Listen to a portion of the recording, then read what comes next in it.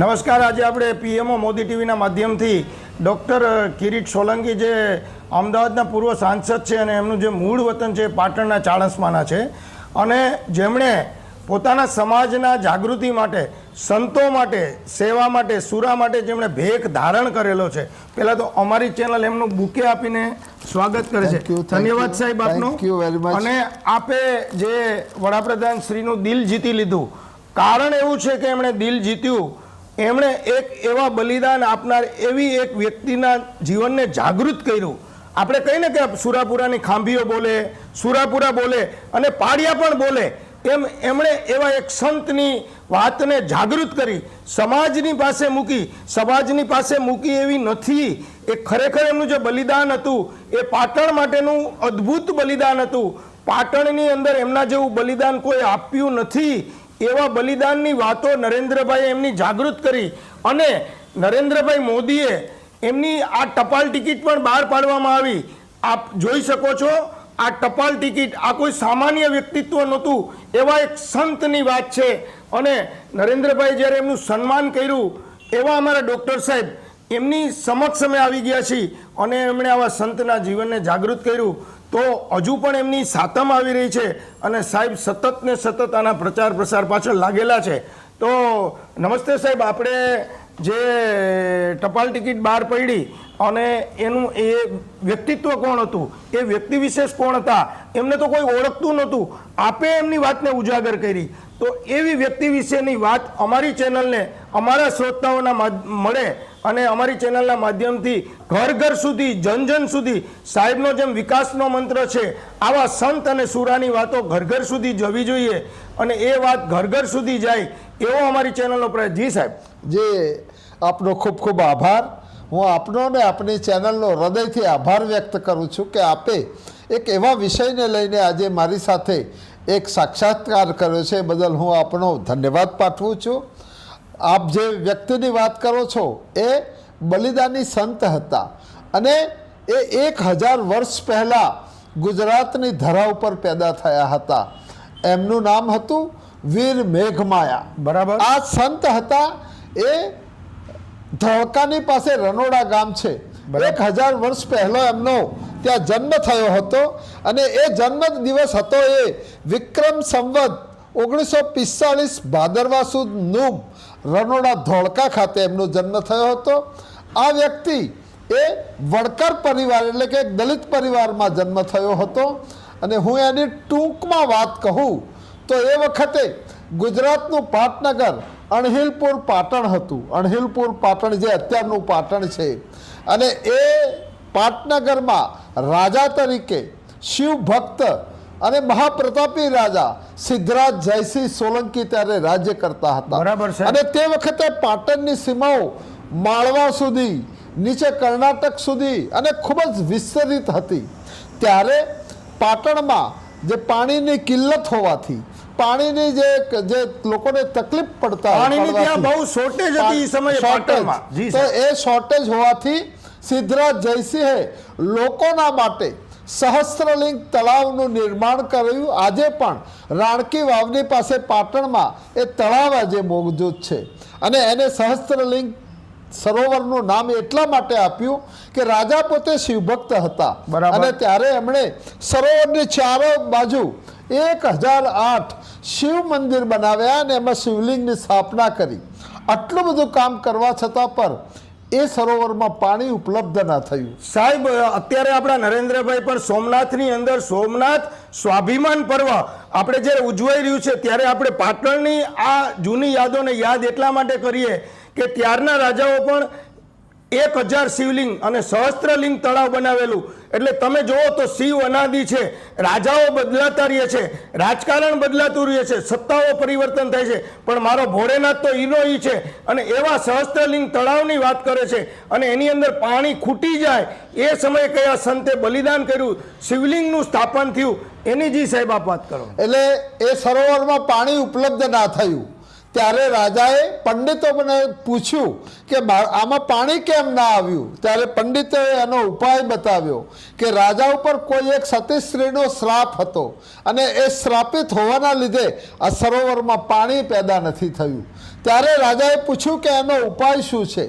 ત્યારે પંડિતોએ કહ્યું કે અગર કોઈ 32 લક્ષણો પુરુષ અહીંયા આ સરોવરમાં આવીને એના પ્રાણોનું બલિદાન આપે છે તો આ પાણીથી છલકાઈ જશે. આવા 32 લક્ષણા પુરુષ નહીં, સમગ્ર પાટણ પંથકમાં શોધ શરૂ થઈ. એ સમયે એવી માન્યતા હતી કે બલિદાન આપવું. અત્યારે આ વિડીયોનો મતલબ એવો કોઈ સમજવાનો નથી કે ગળા કાપવાને બલિદાન આપવું, તાંત્રિક વિધિઓ કરીને, એવો મહત્વ બિલકુલ ના રહે. આ સંતની વાત છે, આ સુરાની વાત છે.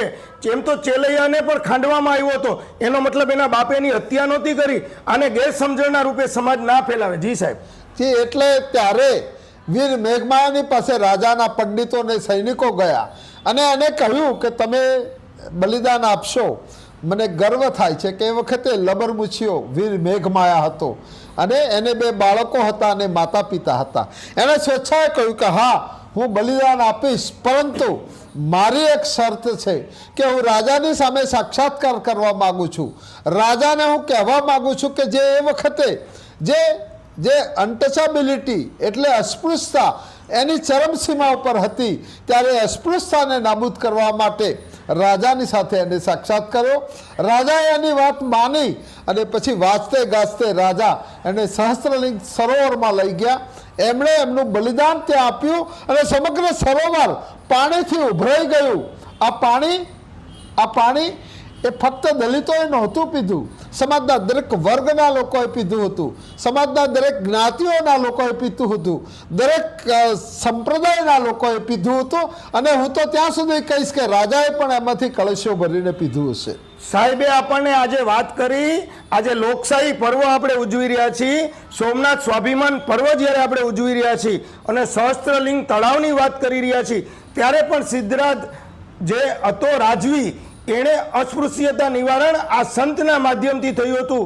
લોકો એકબીજા જે નિમ્ન જ્ઞાતિના ગણતા હતા, આજે આપણા બંધારણની જોગવાઈમાં અસ્પૃશ્યતા છે જ નહીં. હું પંડિત હોઉં, હું બ્રાહ્મણ હોઉં, હું વિદ્વાન હોઉં અને હું કોઈને અસ્પૃશ્ય સમજું તો એ વ્યક્તિનું મેં એના આત્માનું અનાદર કરેલો છે, એની અંદર એલા પરમાત્માનો અનાદર કરેલો છે. એ પરમાત્માનો અનાદર ના કરે એટલા માટે આ સંતે બલિદાન આપ્યું હતું. અને એવા મેઘમાયાની સાહેબ આપણને વાત કરી રહ્યા. હવે એ મેઘમાયા 1000 વર્ષ પહેલા બલિદાન આપ્યું. મારી દ્રષ્ટિએ સામાજિક સમરસતાનો કોઈ મોટામાં મોટો એક્ઝામ્પલ હોય તો વીર મેઘમાયો છે, કારણ કે એ બલિદાની પુરુષ છે. જ્યારે હું આની આગળ વાત કરું તો જ્યારે નરેન્દ્રભાઈ મોદી સાહેબ ગુજરાતના તત્કાલીન મુખ્યમંત્રી બન્યા 2001માં, અને એમણે એક નિર્ણય લીધો કે હવે પછી હું 15મી ઓગસ્ટ અને 26મી જાન્યુઆરીના ધ્વજવંદન ગાંધીનગરની બહાર જિલ્લા હેડક્વાર્ટરો ખાતે કરાવીશ. અને એમણે પહેલી પસંદગી કરી પાટણની. 2003માં મોદી સાહેબ પાટણ ગયા. જ્યારે અધિકારીઓ એમણે ધ્વજવંદન માટે લેવા આવ્યા ત્યારે એમણે કહ્યું કે હું ધ્વજવંદન કરતા પહેલા મારે માયા ટેકરી ખાતે જવું છે, માયાએ જ્યાં બલિદાન આપ્યું હતું ત્યાં મારે માથું ટેકવવું છે. અને એ કહ્યું ત્યારે અધિકારીઓ હાંફળા થઈ ગયા. ત્યાં જવાનો સરખો રસ્તો પણ નહોતો. અને મોદી સાહેબ એ વખતે ત્યાં ગયા, માયાને સ્મરણાંજલિ આપી અને એમણે એ વખતે ₹2.5 કરોડ રૂપિયા જેવી માતબર રકમ સરકાર તરફથી, ભારતીય જનતા પાર્ટીની સરકાર તરફથી ઘોષિત કરી અને કહ્યું કે અહીંયા માયાનું વિશ્વ જેવું મેમોરિયલ બનશે. અને એ મોદી સાહેબના જે આશીર્વાદના થકી આપે કહ્યું કે મોદી સાહેબ તો મારા ઉપર પણ મોદી સાહેબના આશીર્વાદ છે. તો અત્યારે આપણે વીર મેઘમાયાની વાત કરી અને આપણું બંધારણ બાબા સાહેબ આંબેડકરે બનાવ્યું છે. અને આપણા દેશની અંદર જ્યારે બંધારણ બનાવનારને જો આપણે દલિત નથી ગણતા, એને આપણે ગુરુ ગણીએ છીએ. બંધારણના જો કોઈ ગુરુ હોય તો એ બાબા સાહેબ છે. એટલે હું બધા સમાજને હાથ જોડીને નમ્ર વિનંતી કરું છું કે સમાજ કોઈને અસ્પૃશ્ય ના ગણે, સમાજ કોઈને દલિત ના ગણે. દરેકની અંદર મારો રામ રહેલો છે. જ્યારે અયોધ્યાની અંદર રામ મૂર્તિ બિરાજમાન છે અને જ્યારે રામ રાજ્યનો ટંકારવ થઈ રહ્યો છે ત્યારે હર ઘટ મેં રામ બિરાજતે હે, હર ઘટ મેં મેરો રામ હે. એમ દરેકના ઘટની અંદર મારો રામ બિરાજતો હોય. એવા સમયે આપણે કોઈને અસ્પૃશ્ય ના ગણીએ, દલિત ના ગણીએ. વીર મેઘમાયાની ટિકિટ પણ આપણે જોઈ અને સાહેબે આપણને એના બલિદાનની વાત કરી. બલિદાન એટલે એમણે સ્વયંભૂ ઈશ્વરને પ્રાર્થના કરી કે મારા બદલે ભલે પાણી મળે, અને ઈશ્વર એની પ્રાર્થના સાંભળી. જી સાહેબ. એટલે આ રીતે વીર મેઘમાએ બલિદાન આપ્યું અને મોદી સાહેબે સૌથી પહેલા માયાના બલિદાનને અગર કોઈએ ઉજાગર કર્યું હોય તો આપણા યશસ્વી પ્રધાનમંત્રી તત્કાલીન મુખ્યમંત્રી ગુજરાતના અને ગુજરાતના સપૂત મોદી સાહેબે એને ઉજાગર કર્યું અને એના પછી હું આ સંસ્થાનો ભાગ્યશાળી છું, સૌભાગ્યશાળી છું કે માયાની સંસ્થાનો હું એનો ચેરમેન છું અને અમે સંસ્થાનું નામ એ રીતે આપ્યું છે કે વીર મેઘમાયા વિશ્વ મેમોરિયલ ફાઉન્ડેશન અને રિસર્ચ સેન્ટર, અને એના માધ્યમથી અમે ગુજરાત સરકારના કોન્ટેક્ટમાં રહીએ છીએ. અને હું આપને કહેવા માગું છું કે ભારતીય જનતા પાર્ટીની નેતૃત્વવાળી ગુજરાત સરકારની અલગ અલગ સરકારોએ લગભગ 11 કરોડ રૂપિયા જેટલું મહાત્મા જે છે માયાના નિર્માણ માટેનું એના માટેનું ધન આવંટિત કર્યું છે અને અત્યારે ત્યાં વીર મેઘમાયાનું ભવ્ય મંદિર બની ગયું છે પહેલા ફેઝનું, અને ત્યાં મેમોરિયલ બની રહ્યું છે. આજે માયાનું આટલું મોટું કામ થાય છે ત્યારે હું મારી જાતને ભાગ્યશાળી માનું છું. સાહેબ, હું મારી ભૂતકાળની વાત કરું. આપણા એક મંત્રી શ્રી હતા ગિરીશચંદ્ર ખેમચંદ પરમાર, એમણે મને કીધું, અમારી ચેનલને કીધું કે અતુલ અમારે આ શું કરવું. મારું નામ અતુલ છે. મેં કીધું સાહેબ આઈટીઆઈની અંદર તમે મંત્રીશ્રી છો, દલિતની ફી માફ કરી દો, એ બાળકો ગરીબ હોય છે, એમને રોજગારી મળે. અને આજે એ વાતને પણ હું વિસ્મરણ નહીં કરી જાઉં કે એમણે દલિતોની ફી માફી કરી. આજે 26 વર્ષથી સરકારની સ્કિલ ઇન્ડિયા સ્કીમમાં રોજગારી મેળવતા મારા દલિતના જે વાલા બાળકો છે એમની ફી માફી છે. એનું સૌજન્ય પણ મને જઈ છે. એટલે મેં હંમેશા રામદેવ પીરની ભાષામાં કહું, એણે ડાલીબાઈને બેન બનાવી હતી. આપણે રામદેવ પીર પોતે ક્ષત્રિય હતા. આપણા રાજાઓએ પણ કોઈને અસ્પૃશ્ય ગણ્યા નથી. જો રામદેવ પીર ના ગણતા હોય, જો નરેન્દ્રભાઈ મોદી ના ગણતા હોય, તો આપણે શા માટે વર્ણભેદ કરીએ, શા માટે જાતિભેદ કરીએ? અને આવા સંતની જે વાત છે એનું પાણી જો આપણે પીતા હોય તો આપણે એના ભેગા બેસીને જમીએ, એને અડીએ, એમને ઉત્થાન કરીએ, એના સમાજમાં વધુમાં વધુ લોકો શિક્ષિત થાય. એવા જ પણ સાહેબ આપના પ્રયાસ રહ્યા છે, મને ખબર છે. તો એ બાબતે આપણા બાળકો ભણે એ માટે પણ આપ અમને આપણા સમાજને સંદેશ આપો સાહેબ. એટલે બાળકોએ ભણવું જોઈએ. પરંતુ વીર મેઘમાયાની વાત હું પૂર્ણ કરીને કહું છું કે મેઘમાયાનું આટલું બધું મોટું જે હતું બલિદાન હતું એને ઉજાગર કરવાનો મને જે મોકો મળ્યો, આપણા પ્રધાનમંત્રી શ્રીએ મને આશીર્વાદ આપ્યા અને ભારતની મોટામાં મોટી પંચાયત એટલે કે લોકસભામાં હું ત્રણ વાર મને પ્રતિનિધિત્વ કરવાનો મોકો મળ્યો. સંસદમાં મેં માગણી કરી કે વીર મેઘમાયાના સ્મરણમાં, બલિદાની પુરુષના સ્મરણમાં એક ડાક ટિકિટ એટલે ટપાલ ટિકિટ બહાર પાડવી જોઈએ.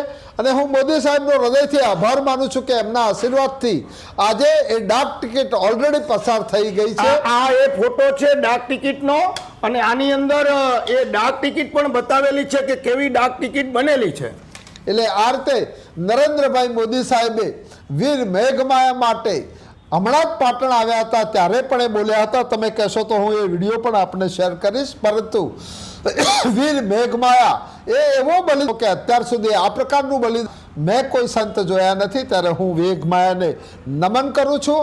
અને દલિત સમાજને જે રીતે દલિત સમાજના બાળકો છે એમનામાં મેઘમાયાના એ વંશજો છે, બાબા સાહેબ આંબેડકરના વંશજો છે, ત્યારે એ લોકો વધુ ને વધુ ભણે. અને મને ખરેખર ખૂબ જ આનંદ થાય છે કે રાજ્ય સરકાર અને કેન્દ્ર સરકાર દ્વારા દલિતો માટે અનેક ભણવાની યોજનાઓ કરવામાં આવી છે, સ્કોલરશિપ કરવામાં આવે છે. અને મારો દલિત યુવાન અને યુવતીઓ આજે આઈએએસ, આઈપીએસ, ડૉક્ટર, એન્જિનિયર, આઈઆઈટીએન આ પ્રકારનું જ્યારે ભણી રહ્યા છે ત્યારે મને ખૂબ જ મને થાય છે. સ્માર્ટ સ્કૂલોનું નિર્માણ હોય તો સાંસદ તરીકે મેં અમદાવાદમાં મારી જે સાંસદ નિધિમાં સ્માર્ટ સ્કૂલોમાં મેં એનું યોગદાન આપ્યું હતું જે ભણવા માટે હતું. તો અત્યારે આપણા ડૉક્ટર કિરીટ સોલંકી કે જે 3 વખત સાંસદ રહેલા છે, આપનો સાહેબ હું ખૂબ આભાર વ્યક્ત કરું છું. આપે જે સંતનું ચરિત્ર ઉજાગર કર્યું, પાટણની અસ્મિતાને ઉજાગર કરી, ક્ષત્રિયો કેવા હતા એની અસ્મિતાને ઉજાગર કરી, અને ખાસ કરીને નરેન્દ્રભાઈને પણ આપણે એની સાથે જોડ્યા. જી સાહેબ, આપણે એક વાત કહીને હું મારી વાતને પૂર્ણ કરું છું કે 25મી જાન્યુઆરી 2 દિવસ પછી આવે છે ને એ દિવસ માયા સાતમનો દિવસ છે. માયા સાતમ એટલે એ દિવસે 1000 વર્ષ પહેલા આ સંત પુરુષે બલિદાન આપ્યું હતું. એ માયા સાતમનો દિવસ એ જે હતો એ શનિવાર હતો, મહાસુદ સાતમ હતી, વિક્રમ સંવત 1194 સહસ્ત્રલિંગ સરોવરમાં આપ્યું હતું, અણહિલવાડ પાટણમાં આપ્યું હતું. મને લાગે છે કે આ એક ભવ્ય ભૂતકાળ છે જે ફક્ત ગુજરાતમાં નહીં સમગ્ર દેશમાં આ ભૂતકાળને ઉજાગર કરવો જોઈએ. અને આવા મહાપુરુષને હું ખૂબ ખૂબ વંદન કરું છું. અને માયા સાતમ સમાજના દલિતો નહીં પણ સમાજના દરેક વર્ગના લોકો આ મહાપુરુષ, આ બલિદાન પુરુષના જે બલિદાન દિવસમાં જોડાય. એક વાત કહીને હું અહીં મારી વાતને પૂરી કરું છું. માયા તું માનવ ખરો પણ દેવતણો અવતાર, માયા તું માનવ ખરો પણ દેવતણો અવતાર, જન્મ્યો તું આ જગતમાં કરવા પરોપકાર. તો હવે ફરીથી એક વાત કહી દઉં પરોપકાર ઉપર. 4 વેદ વાંચો, 18 પુરાણ વાંચો, ભગવદ્ ગીતા વાંચો, આખું ભાગવત વાંચો, આખું રામાયણ વાંચો. એનો એક લીટીમાં સાર છે કે બીજાનું ભલું કરવું. પરોપકાર જો તમે કરો તો એ ધર્મનો એક લીટીનો સાર છે. એ મેઘમાએ એના જીવન દ્વારા બતાવ્યું હતું. અને આ પરોપકારના સૂત્રના આ વિડીયોને આપણે બીજા લોકો સુધી શેર કરીએ. સુખીના સંતુ સર્વે સંતુ નિરામયા, સર્વે ભદ્રાણી પશ્યંતુ. બધા સુખી થાવ, બધા સ્વસ્થ થાવ, બધાનું આરોગ્ય બરાબર રહે, બધા મનથી તંદુરસ્ત રહે, બધા મનથી તંદુરસ્ત રહે અને લોકો વચ્ચે એકમેકની વચ્ચે પ્રેમ રહે. જાતિ અને વર્ણના વાળાઓ છોડી અને બધા એકબીજાને હૃદયે લગાવે. જી સાહેબ ધન્યવાદ. આપનો હું ધન્યવાદ વ્યક્ત કરું છું. ખૂબ ખૂબ આભાર આપનો. જી ધન્યવાદ.